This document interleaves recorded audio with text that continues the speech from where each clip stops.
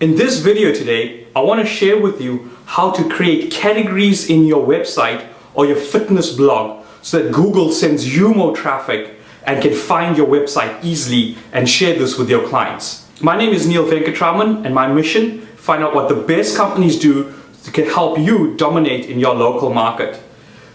If you notice, if you have a website or a blog, you put a lot of content in there, but somehow your blog is not showing up and Google's not finding it. One issue could be that you haven't silo structured your blog correctly or properly. Now I know I'm using big fancy terminology here, but what Google wants, or one of the ranking factors to get your blog to be seen by thousands of people, and also for people to find the content you want easily, is a thing called creating categories and creating a silo structure.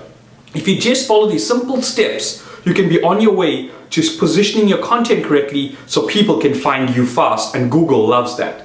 So think of creating categories in your blog as if you're looking at a cabinet. So if you can imagine a cabinet in front of you that has 4 different shelves or spaces between them. If you put content in separate shelves and label each shelf, shelf A, B, C, D, and you put your clothing on the top shelf, some content in the middle shelf, CDs in the bottom shelf, whenever you want to find something, it's easy just to go and retrieve it because you know exactly which shelf it is in. And more importantly, you can store things in an efficient way and you can find them quicker. Now, Google wants that for your website. What they would like to see is a silo structure and basically creating a category so that they can go into your website, see what you have, find it, and then dish it up to the rest of the world, and for your clients to see it. Now, if they come to your website and they can't find it, that's the problem. Google goes away and does a whole lot of other stuff and may show other people's blog as opposed to your blog.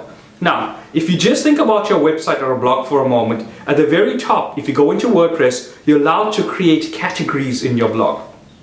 So most of us have the common category called home. So when someone lands on your homepage, they know they end up in the homepage. Now there's 3 other categories that's quite important for your clients to see you. One category is called About You. Okay, the first thing that clients do when they come to your website is they want to learn more information about you. I've tested this over and over again and found that most of the traffic goes to my clients' About You webpage. So I have a category called About You. The next one is your location and schedule. Most people, when they're looking to buy services, want to know, is it convenient for me, and what is the schedule, and how much are you going to charge? The location and schedule is the most important category other than the About You page on your website, and I would strongly suggest have a category for that. You may want to have a category for blog, so when someone comes to your homepage, can easily find the blog, click on it, and find other content. Now, there are a few more categories that I strongly advise you to use. Let's just say you're a personal trainer in Chicago. So one additional category you could have is Chicago personal trainer. Can you see I'm using the keywords in a category? And when I create content, I put the content in that category so Google can find it better.